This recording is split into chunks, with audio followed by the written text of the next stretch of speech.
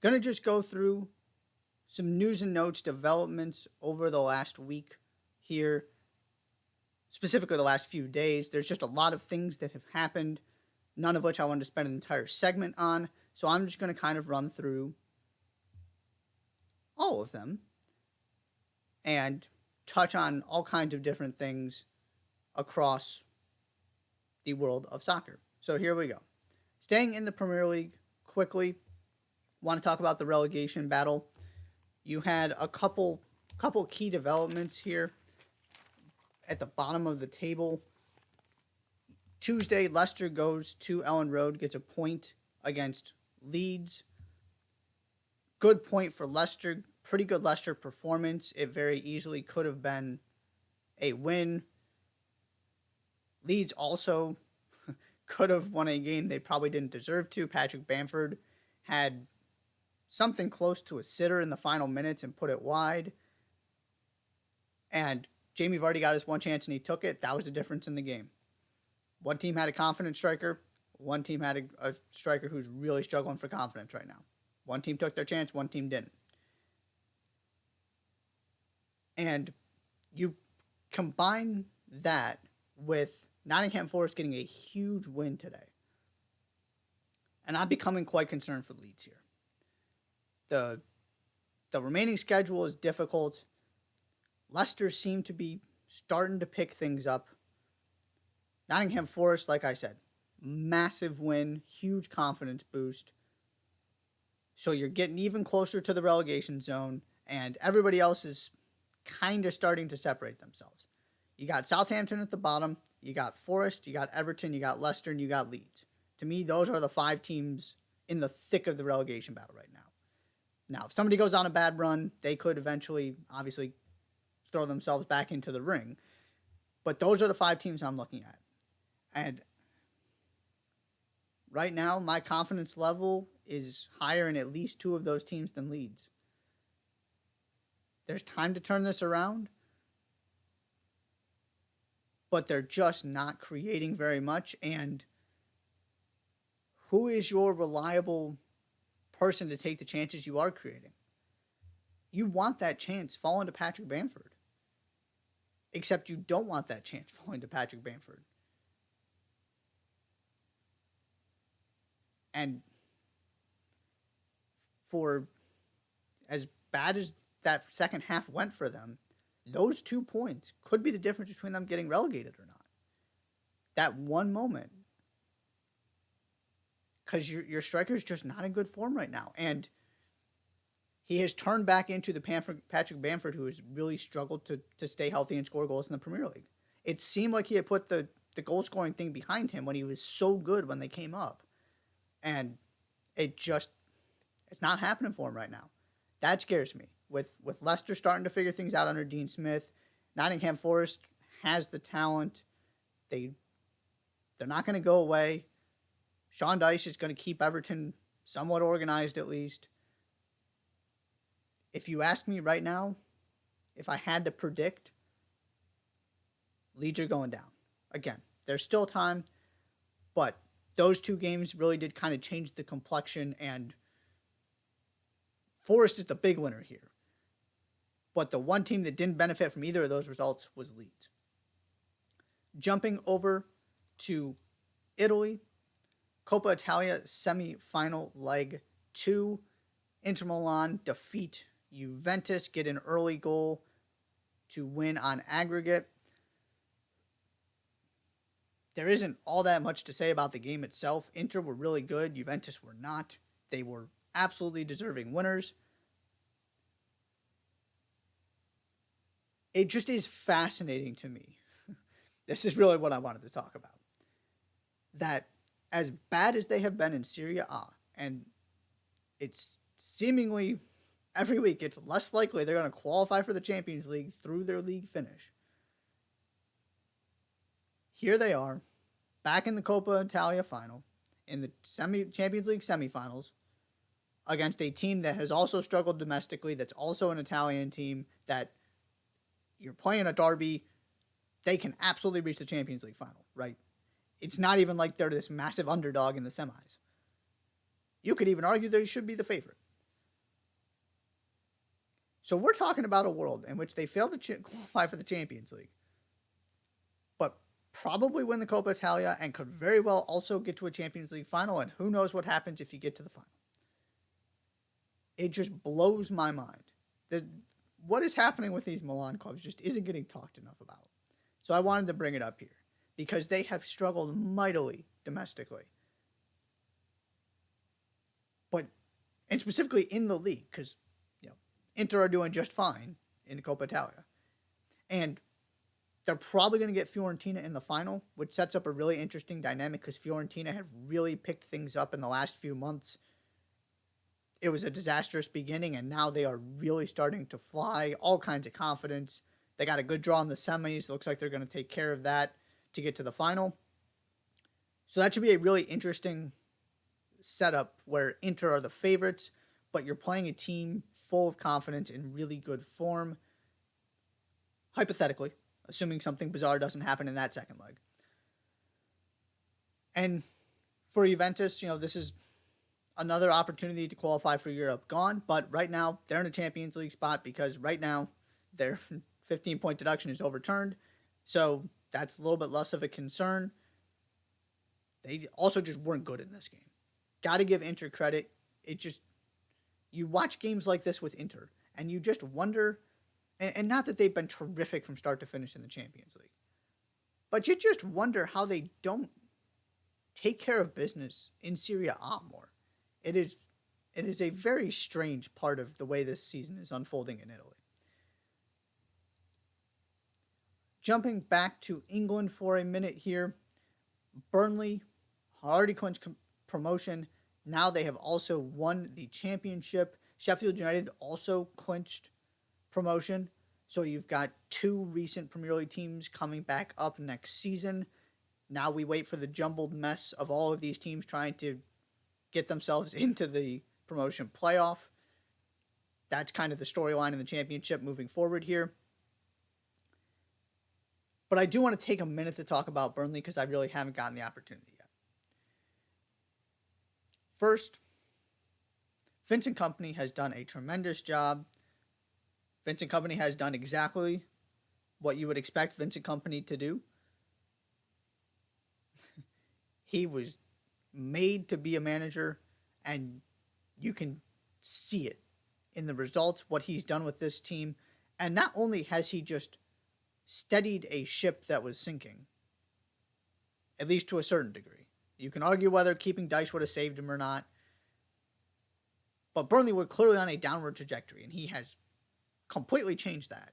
He has also redefined what Burnley looked like on the field. Complete 360. Sorry, complete 180, not a 360. We are not back to Sean Dyche. Complete 180. Right? We went from Sean Dyche to Pep Guardiola, essentially. That is incredibly difficult to do. And by the way, he did it on a team with financial difficulties that's playing in a lower division this season. Remarkable. And so the interesting part of this to me becomes,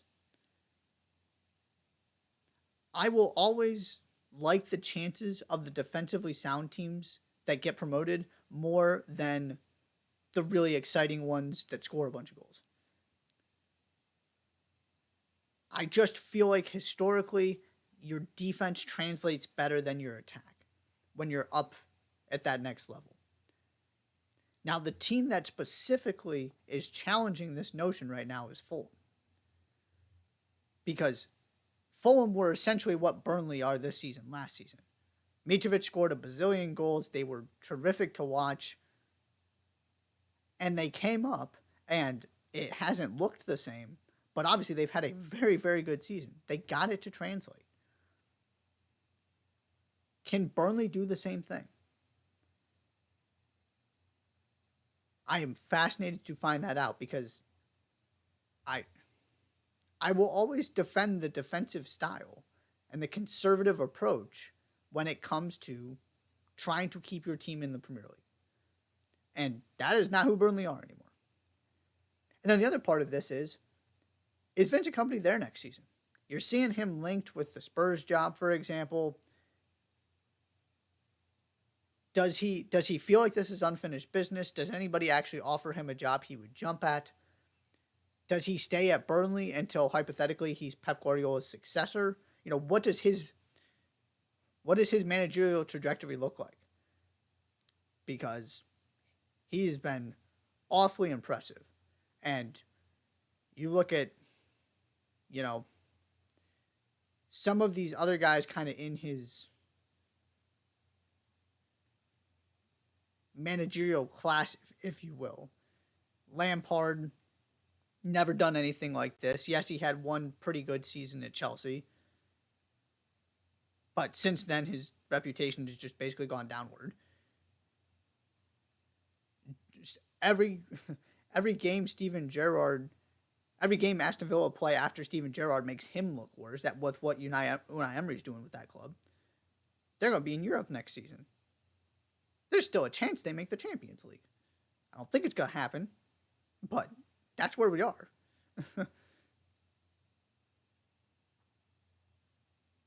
Company already has this dominant championship season under his belt right away. So it's going to be very interesting for me to see how do people kind of interpret that? And is he kind of determined to finish what he started at Burnley and at least see this out for a season or two before he goes and takes the next job? Is he content waiting it out until Manchester City? We're going to have to see how that all plays out, but congratulations to Burnley, your championship champions. One more thing I want to mention real quickly before I jump to my next topic.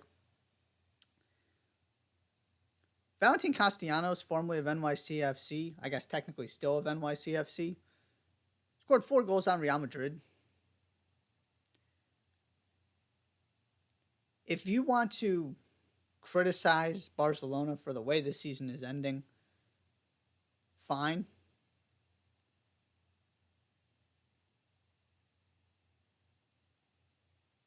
But you better also criticize Real Madrid for not making this a title race. I get that they are who they are in the Champions League. This has been a really, really poor La Liga season, highlighted once again by this loss. This should be a title race with the amount of points Barcelona have dropped, and it just doesn't matter because Real Madrid are not putting up any kind of fight. I'm going to keep harping on this point because it matters. You cannot just take Real Madrid in the Champions League and apply that across the board because it's factually incorrect. And we've got our comment here pointing out, a fair question too, whether Vincent Kompany would actually want the Spurs job. Yeah. Especially if you're, and this is kind of what and the interesting conversation about Gerrard too. If you're in a spot where you really can't lose, Rangers, theoretically Burnley, as long as it doesn't go poorly next season, is it even worth taking the risk if you feel like you are in the driver's seat for the job you really want? Because Gerrard took that jump and it moved him back big time. If Vincent Kompany just keeps Burnley up next season, his stock goes even higher than it is right now. And you can get to a point, if you just do a good enough job every season, that you have basically cemented yourself as Pep's successor. I would have to think. Going to Spurs, sure, it could also give you the opportunity to manage in the Champions League, a much better shot at winning trophies. It could also derail all of the progress that you've made in this short time. Very fair point. Yeah, Spurs have a tough sell to whoever their next manager is going to be. That's going to be a very interesting storyline this offseason. The final thing I want to get to here before I take my second break is the news from U.S. Soccer officially announcing Matt Crocker as the Federation's sporting director. Matt Crocker primarily working with Southampton, 2 different stints. first time more with the youth setup in an era where Southampton were churning out an incredible amount of really good players, and then had a stint with the English FA, and then came back more kind of overseeing the entire Southampton project, which I also believed doing some work with the Southampton women's team. So he does have some experience there and plenty of experience on the youth development side of this, the academy side. And so the where I want to start is simply acknowledging he checks the boxes. On paper, this hire makes sense. He gives you this nice, diverse background. He's worked in the Premier League. He's worked in and helped build and grow a really good academy. He's worked in the English FA. He's worked in the international game before. He's worked in a federation that also puts a lot of emphasis, and certainly more now than when he was there. But the women's team is absolutely and has been part of the English setup, and a significant part of it. So he has all these different pieces. The sporting director, even though I still don't exactly understand what this person is specifically and what the role is, they're supposed to oversee this entire thing from top to bottom. That much we do know. And so you've got somebody who has kind of dabbled in all of the different aspects of this. That's a huge benefit. The second part of this is I really like the fact that Matt Crocker has nothing to do with U.S. soccer. What has gone on, just everything from obviously the situation with the World Cup, with the Reinas, with Greg Berhalter, to the NWSL stuff that U.S. soccer has gotten involved, and all of that Sidney Parlow-Cohn is trying to address and improve. There's just been a lot of negative, really sad developments, and just a lot of messy situations. The best way to move forward is to just wipe that out as much as you possibly can in terms of the actual makeup of the U.S. soccer leadership. Because in the last 5 months, we have seen the danger of having all of these people who know each other really well in all of these key positions. You're not going to get that with Matt Crocker. This federation needs a new, fresh perspective to figure out how to not just sustain, and specifically on the men's side, how not to just sustain it, but to move it forward. I don't see a way you can do that by continuing to kind of keep it quote unquote in the family. Now, the other side of this is Matt Crocker also has to have people around him who understand the dynamics at work within U.S. soccer. And I mean that not just the federation, but generally. Because one of the things you heard coming out of this press conference that he had when he was introduced didn't seem all that confident in kind of the demographic makeup, understanding the cultural situation, which is completely understandable because it's something that you don't see in basically any other country. The U.S. has this very distinct soccer culture that is complicated.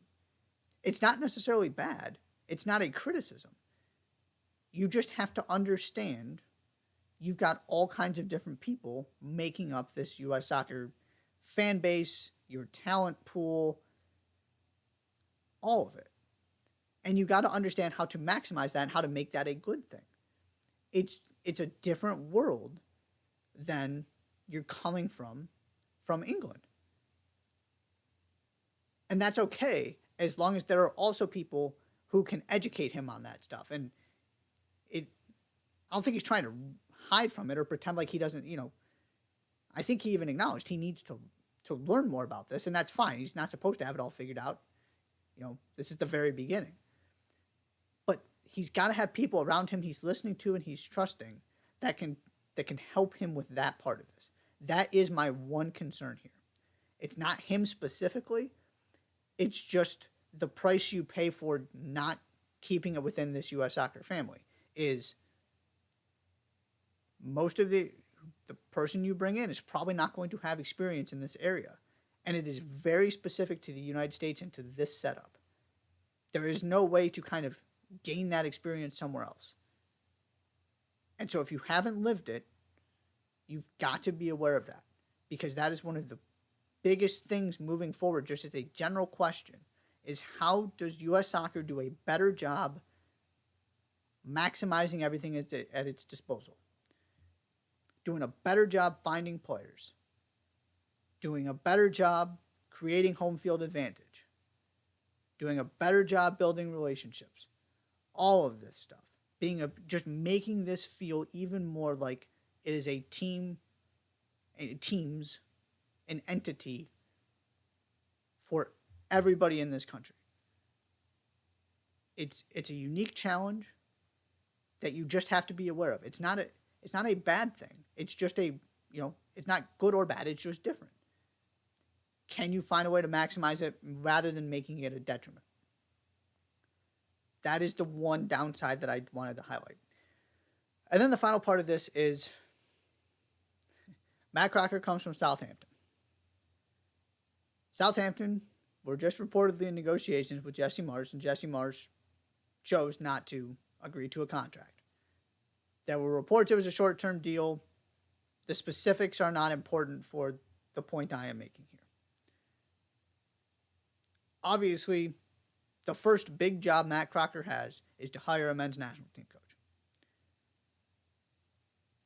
It is a fascinating dynamic to have hired somebody who theoretically just had a in-depth conversation with Jesse Marsch that did not end well. Maybe there was no bad blood, maybe no bridge was burned, and it ends up actually being a positive because he had a specific set of things he was looking for in terms of the Southampton manager and what that person was going to commit to considering the team's circumstances. Marsch said, I don't want to commit to that, and that was that, and it wasn't anything deeper than that. And so he would be more than happy to go explore the idea of hiring Jesse Marsch again for this job. But if something did happen, and it kind of seemed like this abrupt turnaround,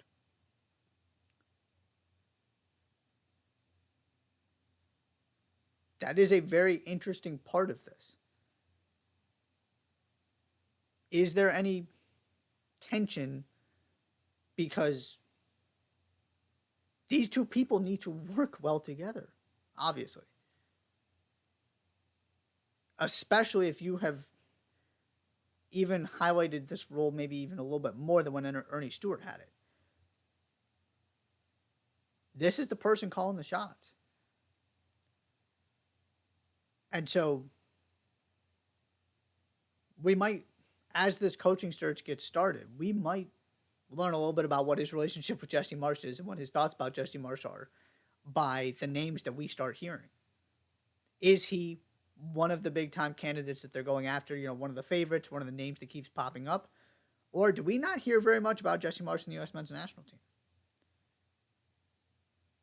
Again, this is all just kind of throwing stuff out there because we don't know.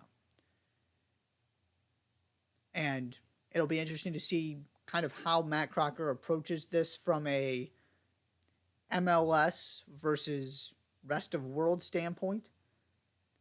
Because I will continue to say that you're going to have to convince me you've got a lot of better options than Jim Curtin.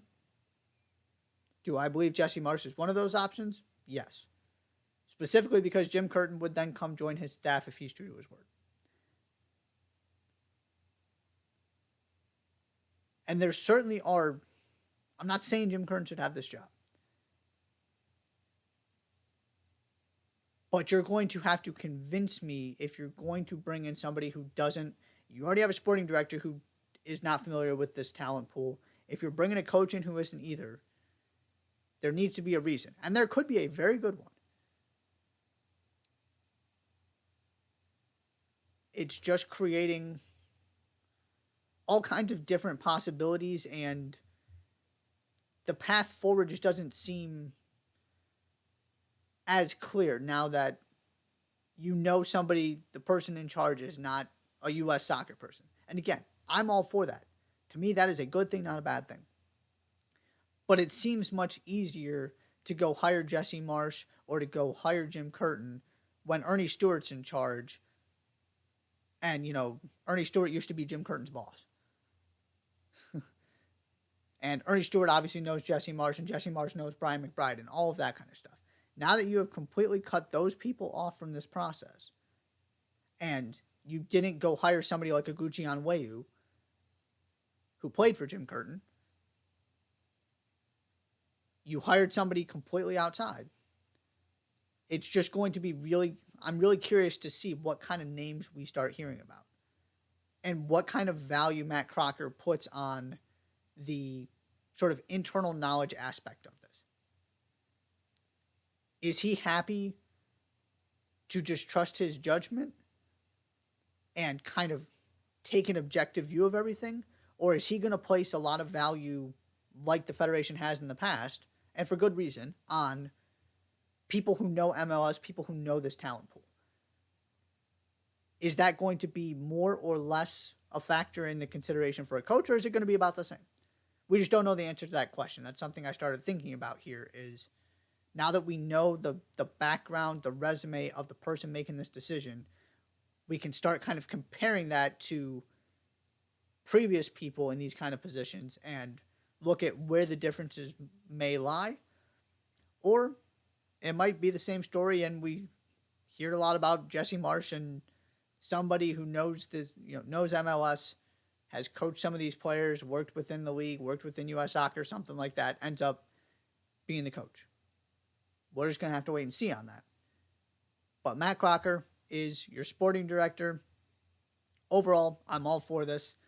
The biggest point to me in all of this is what I said at the beginning, which is for somebody who has kind of so many different roles to fill here, from a men's national team that's about to host a World Cup and is trying to compete with the best teams in the world, to a women's national team that is trying to maintain its status as the best team in the world, to a youth development system that is incredibly promising, continuing to improve, and incredibly complex because of the vast talent pool you are drawing from and the sports you are competing with to get the best athletes in the country.